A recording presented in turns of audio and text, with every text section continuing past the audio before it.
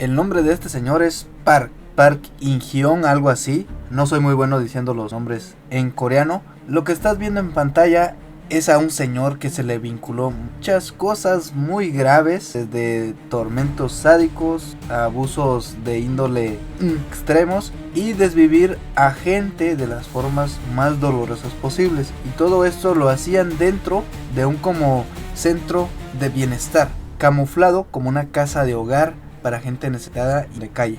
Y me dirán todos: Mikey, ¿qué rayos estás hablando? ¿Y qué viene este señor al juego del calamar? Creo que al día de hoy muchos han visto la serie del calamar. Entras a un juego donde te dan un premio monetario si sobrevives a varios juegos, ¿no? Todo eso es ficción. Pero hay mucha gente que está diciendo que estos juegos del calamar están inspirados en un hecho que ocurrió en unos supuestos llamados juegos Kulei, algo así, no sé. Pero he estado investigando y no hay absolutamente nada. Entonces quizás es un invento, un mero rumor. Pero según la gente también, esta información la borró alguien de Corea del Sur que no quiere que salga, ¿no? Pero bueno, esa es mera especulación. Según muchos de estos juegos de este Kulei, agarraban a gente en situación de calle y las ponían a jugar a juegos arriesgados, donde pues obviamente daban la vida si ganaban o si perdían. Pero no hay información real de esto, así que se va a quedar como un mero rumor de la gente, ¿no? Algo que sí pasó en Corea en 1970 y 1980 fue una institución que, digamos que si queremos llamarlo así, institución, que se llamaba la Casa del Hermano o Brothers House o Brothers Home. La Casa de los Hermanos, Brothers Home, fue una institución en Busan, Corea del Sur, que operó ahí por las décadas de 1970 a 1980. Oficialmente era como un centro de bienestar social destinado a albergar personas sin hogar y necesitadas. Sin embargo, en la práctica funcionaba como un internado donde se cometieron graves abusos contra los derechos humanos. En esta casa de ayuda, entre comillas, se cometieron delitos graves. Les digo que habían muchos tormentos sádicos extremos, abusos extremos y desvivisiones muy dolorosas. Todos los supervivientes han narrado cómo eran capturados de las calles y sometidos a trabajos forzosos y golpeados constantemente si no los hacían. Literalmente estos tipos eran bárbaros. Y esta persona, Park, fue el responsable y el fundador de toda esta pesadilla. En 1975 la Casa de los Hermanos albergó a miles de personas, incluyendo indigentes, niños recogidos de las calles y manifestantes estudiantiles que se oponían al gobierno. El centro contaba con 20 fábricas donde los internos eran obligados a trabajar en condiciones muy inhumanas. Muchos de los que estaban aquí adentro fueron detenidos pues arbitrariamente y raptados de las calles contra su voluntad durante años. Como podemos ver en esta foto, me imagino que están bajando a personas, bueno, son chiquillos, pero están raptando personas contra su voluntad o con engaños los llevaban a estos centros y los hacían trabajar forzosamente, vaya como un prisionero de, no sé, de esos que hay normalmente que han cometido alguna infracción muy grave. Y ahora nos preguntamos dónde rayos estaba el gobierno surcoreano en ese entonces. Durante 1970-80 el gobierno surcoreano, bajo el mandato del presidente Chung, implementó unas políticas muy extrañas llamadas purificación social, que buscaban limpiar a las calles de personas consideradas no deseables, como indigentes y huérfanos. Sé que a estas personas no se les querría vivir junto a ellas, pero son personas que ocupan ayuda, ¿ok? Ocupan ayuda porque tienen algún problema que no les permite integrarse en la sociedad. Y a estas no se les puede tratar como un problema común en el que, bueno, así como la basura, ¿no? O sea, la recojo y ya la agarro y la voy a meter en algún lado y asunto, ¿no? Ellas son personas. Estas políticas permitieron que instalaciones como la Casa de los Hermanos recibieran subsidios gubernamentales basados en la cantidad de personas que albergaban, lo que pues motivó la detención y rapto de muchas personas. Imagínate que el gobierno les estaba dando, no sé, $1,000 al mes por tener a una persona necesitada, entre comillas, acá. Bueno, estos tipos capturaban a 500 personas y el gobierno les daba $500,000. Obviamente esto es un ejemplo, pero para que vean la magnitud de lo que hacían estas aquí adentro. A pesar de las denuncias de abusos y vulneraciones de los derechos humanos, Park fue arrestado en 1987 y condenado únicamente a 2 años por malversación de fondos. Este tipo falleció en 2019 sin haber enfrentado cargos ni lo más mínimos por todos los abusos inhumanos y extremos cometidos en este centro. Este es Hank, es un sobreviviente y activista que estuvo internado en esta casa, la casa de los hermanos en Busan, Corea del Sur, durante su infancia. Ha trabajado para exponer los abusos y vulneraciones de los derechos humanos que ocurrieron aquí adentro. En mayo de 2020, Han junto a otros sobrevivientes estuvieron presentes en la Asamblea de Corea del Sur cuando se aprobó una ley para investigar todas las vulneraciones de los derechos humanos ocurridas aquí adentro. Esta es una fotografía donde se muestra a Han abrazando a otro sobreviviente Choi de este, centro, si podríamos llamarlo. Han nos cuenta que era otoño de 1984, él tenía 8 años cuando todo esto empezó, o cuando lo capturaron dentro de esta casa. Estaba de viaje con su padre por la ciudad. Su padre era muy ocupado, así que tenía que hacer unos mandados en la ciudad y no se iba a tardar mucho, pero se le ocurrió la brillante idea, en vez de llevarse a sus hijos a los mandados y que ayudaran a agarrar las cosas o alguna movida así, sería mejor dejarlos en la estación de policía con un oficial. Eso creo que es la peor idea que él tuvo. Al parecer este oficial tenía conexiones con esta organización maquiavélica. Cuenta que cuando su padre se fue, a los minutos un autobús se detuvo en la comisaría y los obligaron a subir. Los tipos hicieron señas extrañas. Ellos lloraron que los dejaran ir porque el papá les dijo que esperaran ahí y que él volvería. Pero sin mediar palabra los tipos comenzaron a pegarles para callarlos. El autobús los llevó a alguna zona de la ciudad donde estaba un centro de estos de bienestar, pero en realidad era un brutal centro de abuso que retenía personas de muchas edades por años. Estamos hablando de unos niños que rondaban entre 8 y 10 años. Según muchos acá, los obligaron a trabajar como mano de obra sin paga en obras de construcción, granjas y fábricas. Si no lo hacían, eran pulverizados a golpes o abusados carnalmente. Vamos a decir carnalmente porque no puedo decir la palabra textual. Cientos de ellos no aguantaron y perdieron la vida. Pero ¿qué rayos eran estos proyectos de purificación? En 1980 Corea del Sur se encontraba en un pleno auge económico. Había logrado un crecimiento increíble, superando las cicatrices del conflicto de Corea de 1950, la que dividió el país en Corea del Sur y Norte. Todo el país estaba entusiasmado por los Juegos Asiáticos de 1986 y los Juegos Olímpicos de Seúl de 1988. Y el gobierno comenzó a impulsar esfuerzos para cambiar el país, para que se viera un poquito mejor. Pero todo se volvió muy oscuro. En abril de 1981 llegó una carta a la oficina del entonces primer ministro Nam. La carta escrita por el presidente Chung, un ex general que había tomado el poder mediante un golpe militar un año antes. Este otorgaba la detención por parte de las autoridades a vagabundos y entonces se crearon los centros de asistencia social. Así empezaron a aparecer estos autobuses que decían transporte para vagabundo en las ciudades como Busan. Estos centros recibían apoyo monetario, en su mayoría privado, y ayudas del gobierno en función de las personas que estaban adentro. Ahora el por qué agarraban a personas que no tenían nada que ver, que estaban bien, y las metían aquí adentro para que ellos les pagaban dinero. Además se cuenta que la policía recibía recompensas por capturar o purificar, entre comillas, las calles, enviando a personas a estos centros. O sea que les daban dinero literalmente por capturar vagabundos y gente necesitada o gente pues había olvidado algo. Si tú habías olvidado tu carnet de conducir o tu identificación y solo habías ido por la tienda y te agarraban, adiós. Pero su afán por cobrar más, estos centros se llevaban personas sin hogar, discapacitadas, niños huérfanos e incluso ciudadanos comunes que habían olvidado sus identificaciones en casa cuando se las pidieron. Les voy a dejar el nombre del centro aquí.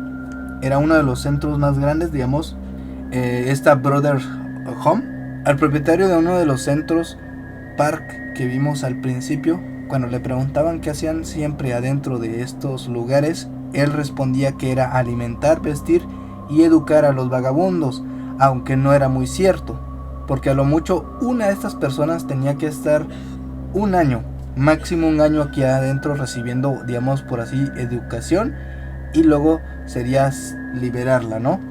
En 1987, gracias a la fuga de 30 reclusos y que hablaron de lo que realmente pasaba acá, el gobierno intervino. ¿Y cómo rayos era la vida dentro de aquí?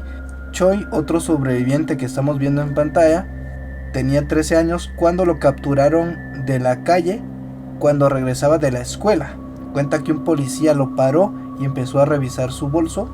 Nada más tenía los restos de su almuerzo que le habían dado en la escuela. Le preguntó dónde había tomado el pan y a quién se lo había quitado. Luego lo empezó a quemar con un encendedor y no dejaba de pegarle para que confesara la fechoría que había cometido del hurto de pan, que en realidad eran los restos de su almuerzo. Él solo quería volver a casa y mintió diciendo que lo había hurtado y que si lo dejaban ir. Pasaron unos 10 minutos y lo obligaron a confesar otra infracción que no había cometido.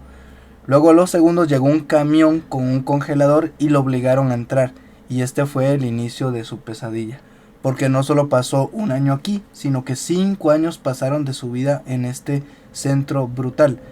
En este centro lo agredieron de manera y física. Según cuenta él, que para mantener la organización de este centro fueron ordenados en pelotones, que cada pelotón era comandado por otro recluso que tenía la autoridad para educar a los demás con permiso de utilizar la fuerza física. Cuenta que cuando ingresó a este lugar, el jefe de pelotón y otros tipos le quitaron toda la ropa y le lanzaron un balde de agua fría. Mientras intentaba dormir por el frío y porque estaba sin ropa, el jefe del pelotón vino y lo asaltó carnalmente varias noches, hasta que lo movieron a otro pelotón. Después de una semana él notó que este lugar era realmente un infierno y que estaban desviviendo personas si no hacían lo que se les pedía, ya que una vez vio a un tipo que llevaba una bata blanca arrastrando a otro por el suelo que parecía sin vida. Notó que sus ojos estaban en blanco y todo su cuerpo estaba bañado en líquido rojo. Unos días después, un tipo se atrevió a decirle al líder preguntas prohibidas y cuestionarlo del por qué estaban atrapados ahí y por qué deberían de ser azotados cuando no les hacían caso. En ese momento entraron otras 4 personas, lo envolvieron en una manta y le dieron una paliza que lo desmayó. Más adelante supieron que lo habían fulminado en ese lugar. Volviendo a la historia con Hank, él tenía solo 8 años cuando llegó, era el más joven de su pelotón. Generalmente les asignaban trabajos manuales como doblar sobres o hacer palillos de dientes. Dice que los vistieron con ropa deportiva azul, zapatillas de goma y prendas interiores de nylon. Dice que los alimentaban con pescado podrido, arroz de cebada apestoso en mal estado, que casi no los duchaban, todos sufrían de piojos y muchos estaban muy desnutridos. Según dice él, que cada noche alguien era vulnerado carnalmente, mientras los otros callaban con el temor de ser golpeados. Muchos de los que estaban ahí querían escapar, pero era muy difícil, casi imposible, pasar a los guardias y saltar una valla de 7 metros de altura. Por no decirles que todos estaban muy desnutridos y muy cansados por la mala alimentación que les daban. Todos sabían que si querían escapar y no lo lograban, les iban a dar una paliza hasta quitarles la vida. Entonces fracasar no era una opción. El sistema de vigilancia que tenían mutua dificultaba mucho los planes de escape y que también en secreto se hicieron muchos, pero siempre habían soplones. Se cree que los líderes de pelotón eran los mismos reclusos, pero se les otorgaba como ayudas, digámoslo así, pero estos mismos eran los que avisaban de los planes de escape. Si no lo hacían, ellos iban a ser castigados en lugar de los que escaparon. Muchos padres intentaron recuperar a sus hijos, así como la familia de Choi, que los buscó por todas partes. Cuenta que su familia intentó denunciar la desaparición de sus hijos, pero la policía siempre los ignoraba. Cerca del año de 1980 se rumoraba que dentro de estos lugares de bienestar habían personas que habían perdido la vida a causa de golpes. El padre de Choi Convencido que sus hijos estaban raptados dentro de uno de estos centros, fue cuando acudió al centro de Humby, vamos a decirle, y sus protestas fueron escuchadas porque en 1986 fueron liberados sus hijos. Un año después el responsable de este lugar fue arrestado y el centro fue cerrado. Después de que lo liberaran, la vida para retornar a la sociedad no fue fácil, ya que los maltrataron muy fuerte dentro de este lugar. Dice que su hermano se quitó la vida en 2009. Según cuenta que la sociedad lo seguía viendo como bichos raros, como alguien que no era una persona, como un tipo de bestia. Nadie les extendía la mano, y cada vez que la gente sabía de dónde venían, les tenía miedo o rechazo. Mientras tanto, Hank había perdido contacto con su hermana y su padre, que también habían sido capturados por este centro. Finalmente, en 2007, los encontró recibiendo tratamiento en un hospital por el trauma mental que han sufrido. ¿Y qué pasó después? Un informe sobre este centro elaborado por el partido de la oposición fue publicado en 1987, concluyendo que más de 500 detenidos perecieron bajo un trato inhumano, extremo y brutal durante 12 años que el centro operó. Luego de eso, el señor Park fue finalmente condenado a 2 años y medio de prisión por nada más malversación de fondos, y luego en 2016 falleció por causas naturales. Pero ¿por qué no hubo más justicia por todas las personas que perecieron en este lugar?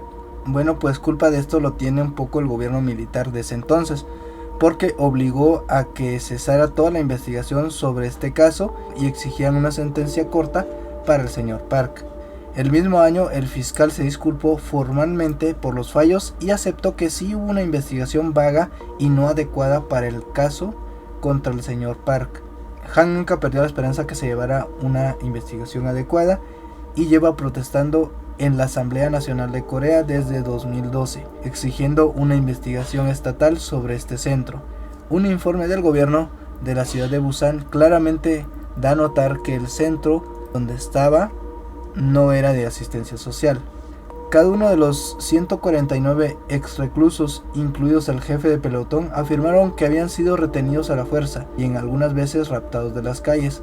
Muchos de ellos tenían alguna discapacidad y la mitad no recibió una educación adecuada. El equipo de informes dice que supuestamente este señor Park tenía una sala de tormento escondida dentro de su oficina, por no decirles otras palabras. Y según se dice que también en este informe, este centro se aprovechaba de un vacío en la política de segregación de la década de 1980. Ahora, tras muchos años, finalmente se aprobó en la Asamblea Nacional de Corea un proyecto de ley que ordena que examinen nuevamente las acusaciones. Han ahora está más tranquilo porque se va a hacer justicia por lo que le hicieron a muchos. Pero ahora él siempre se pregunta, ¿él era tan malo para ir a esta instalación infernal o para que esto le destruyera su vida? En palabras textuales de él, no puede perdonar al gobierno ni a las personas que estuvieron relacionadas con este asunto o las que permitieron. Sin embargo, si logran revelar todo lo que sucedió acá adentro y hacen una disculpa oficial hacia las víctimas, intentarán olvidarlo. Él solo lo que quiere es que su familia esté bien como en el pasado y reunirse con su hermana y su papá, con los que tanto amaba jugar cuando tenía 8 años. Al final de la investigación hay algunas imágenes que, Hank intentó dibujar sobre lo que pasaba aquí adentro y la verdad sí están un poquito de miedo. Hay unas escenas muy fuertes que no sé si la plataforma me va a dejar ponerlas por lo grave del asunto, pero la verdad les quiero decir que este lugar no había una persona. O sea, esto era un infierno, pero para albergar a prisioneros. Algunas de las imágenes muestran los trabajos forzados que les hacían hacer. En otras hay unas muy gráficas que se muestra pues a una persona pidiendo perdón porque habían golpeado a un amigo suyo que estaba casi al borde de... Así como otras que literalmente eran formas de tormento que se usaban como forma de castigo. Y todo esto, ¿por qué rayos lo hacían? Pues literalmente justificaban con la religión el castigo físico. En la cima de la casa de los hermanos había una iglesia que se construyó para albergar 3.500 personas, que igualmente se construyó con el trabajo forzado y despiadado de este señor. Se cuenta que todas las mañanas a las 5:30 de la madrugada escuchaban sermones religiosos todos los pelotones vestidos con ropa deportiva azul y de pie junto a sus camas por varias horas. Todos los miércoles y domingos los reclusos subían a esta iglesia para recitar versículos de la Biblia muy largos, pero lo que sí traumó a mucha gente y a muchos reclusos que sobrevivieron a este centro fue los llamados juicios populares que el señor Park llevaba a cabo. Básicamente eran juicios a los que intentaban escapar y dentro de la misma iglesia eran agredidos salvajemente frente a miles de reclusos. Luego de unos años se quedó el hijo de Park como pastor de esta iglesia, este chico Lim. Dicen que cuando el pastor hablaba, el hijo de Park hablaba en el nombre de Dios y de Jesús e intentaba consolarlos para aparentar que lo que estaba haciendo era para ayudarlos, así como para seguir raptando gente. Lo que más me duele de esta historia es que el tipo, el responsable, este señor Park, no recibió ni una décima parte del castigo por todo lo que hizo pasar y por las más de 500 personas que perdieron la vida en este centro. En 2014, cuando Park fue detenido, el hijo en Australia, que ante la escasez de pastores coreanos en aquella nación, una iglesia presbiteriana le dio una bienvenida cálida a este hijo de Park llamado Lim, que le ofrecieron una visa de residencia permanente si se hacía cargo de la iglesia. Muchas de las personas que estaban en Australia no sabían de las atrocidades que habían cometido en Corea. Muchos recuerdan a este Lim dar sus mensajes dándolo todo para permanecer en la iglesia. En 1989 el señor Park milagrosamente salió de prisión y este señor regresó al negocio del bienestar social en Corea. No le bastó una vez, sino que volvió a hacerlo otra vez el señor. Nuevamente no se le hizo caso y Australia le concedió visas para viajar regularmente a ver a su hijo. En 1990 Park y su hijo establecieron una iglesia en Sydney con la que financió con el dinero que había ganado con la malversación de fondos y literalmente lo que había costado la vida de más de las personas. Luego se descubrió que este dinero estaba fluyendo a otras iglesias de Australia, sospechosamente quizás para ampliar extensiones o algo así. Tristemente el hijo se volvió una figura muy importante en la iglesia presbiteriana de Australia y para no hacerles el cuento muy largo, el señor compró una propiedad bastante grande en Australia. Con este dinero aclaremos que lleva la vida de muchos y muchos sobrevivientes también cuentan que este tipo acostumbraba a llevar a muchos reclusos que habían raptado de Corea, les hacía visas de viaje o visas de turista y luego los llevaba allá a Australia para trabajar, obviamente forzado, y si no lo hacían pues recibían una lluvia de golpes. Este señor Park falleció en 2016 porque supuestamente se le había diagnosticado demencia y no lo podían procesar legalmente. El hijo todavía está en Australia y muchos coreanos y víctimas de este centro piensan que el gobierno debería de presionar al otro gobierno de Australia para quitarles esos terrenos y regresar ese dinero hacia el gobierno de Corea y compensar a las víctimas. Lo último que se sabe de este caso es que el complejo deportivo que compraron y el campo de fútbol le genera a la familia de este señor Park 300,000 al año y que en 2019 se puso a la venta por 11 millones de dólares. Todo esto está a nombre de la hija, creo, o sobrina o algo así es. Muchas de las víctimas al ver esto quieren una compensación y pues para nada, porque 11 millones de dólares sí es bastante dinero. Y bueno, hasta aquí la investigación sobre esto y de lo que están hablando, este caso relacionado al juego del calamar.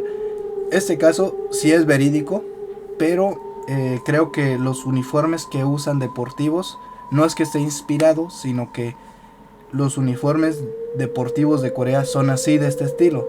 Entonces no tiene conexión porque todos los usan. Esta es la primera vez que hago un caso de estos. Espero que les haya gustado. Y coméntame acá abajo en los comentarios cuál es tu opinión sobre esto. Porque la verdad sí nos encontrábamos con una cosita chiquita y luego se hizo un caso que daba un poquito de miedo.